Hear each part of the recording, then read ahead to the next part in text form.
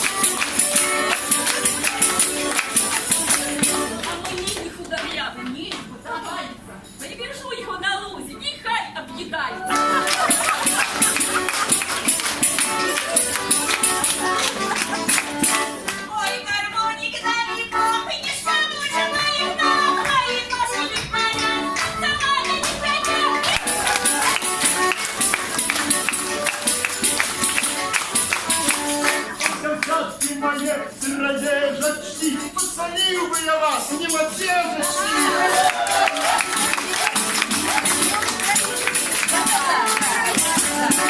Девки проспевали, зажигая мне души. Вот такой гармон играя, белорусы будут жить. Вот такой гармон играя, белорусы будут жить.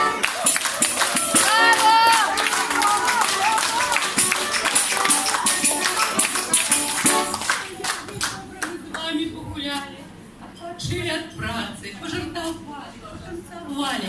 Пора й додому збиратися. Велике дякую вам, господари. Вам великий дякую. А коли на наступний год прийдуть до нас прийняті? Обов'язково прийдемо. З задоволенням А прийдемо. придете? Прийдіть, великий Да. дякую, господинка.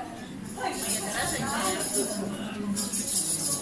дорогенькие мои господарки, господинка. Так добре було у вас сьогодні на якесь свято, на колядку. Дякую вам за вашу гостинность, за вашу сердечность. А мы уже поедем. Бывайте здоровы и живите